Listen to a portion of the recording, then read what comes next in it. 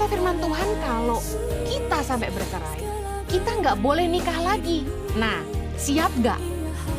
Karena ada yang masih muda, karena suaminya KDRT, dia tanya sama saya, boleh nggak saya ceraikan suami saya? Saya bilang, kalau kamu mau ceraikan suamimu, firman Tuhan katakan tidak boleh nikah lagi. Kamu sanggup nggak? Kecuali satu kali nanti suamimu dipanggil Tuhan, kamu sudah boleh nikah lagi.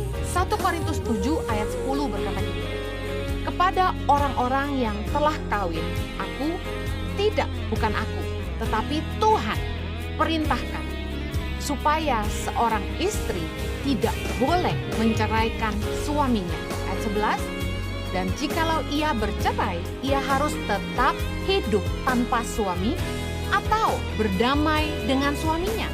Dan seorang suami tidak boleh menceraikan istrinya.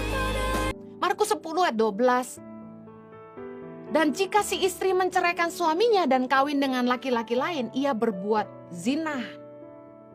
Ada istri yang tidak dinafkahi sama suaminya, ditinggal, selingkuh, anak sudah 3. Mereka akhirnya pisah, sang istri bekerja menafkahi diri sendiri dan anak-anaknya.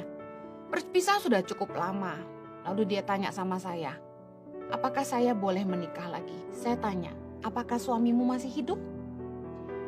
Kalau masih hidup, tidak boleh nikah lagi, kata firman Tuhan. Tentu sebagai manusia Anda punya kehendak bebas. Saya sebagai hamba Tuhan tidak bisa melarang, tapi hanya bisa menasehati sesuai firman Tuhan. Sekali lagi keputusan di tangan Anda. Tapi kalau mau ikuti kebenaran, kalau sampai cerai tidak boleh nikah lagi sampai pasangan dipanggil Tuhan. 1 Korintus 7 ayat 39 berkata gini, istri terikat selama suaminya hidup. Kalau suaminya telah meninggal, ia bebas untuk kawin dengan siapa saja yang dikehendakinya, asal orang itu adalah seorang yang percaya. Jadi kalau misalnya kita nikah, kita tidak boleh cerai, itu satu.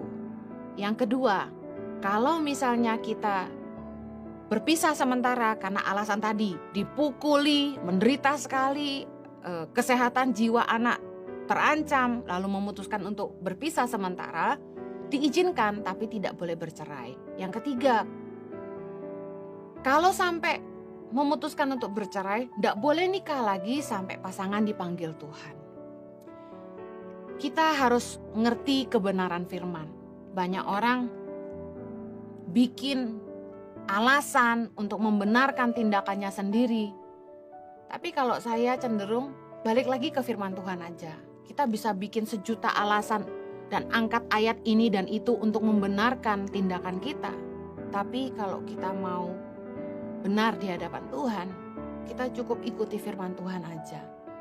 Sebenarnya kalau sudah punya alasan yang kuat untuk mau bercerai, memang motivasinya udah mau bercerai, apalagi udah ada orang ketiga, mau dikotbahin kayak apa juga gak ada gunanya. Karena memang hatinya sudah memutuskan mau bercerai. Mau dinasehatin kayak apa juga percuma.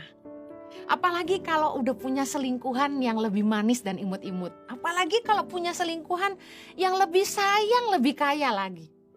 Saya yakin sulit untuk berkata tidak kepada dosa dan daging. Tapi kalau Anda cinta sama Tuhan dan pengen hidup dalam kebenaran, ini kebenaran yang saya sampaikan.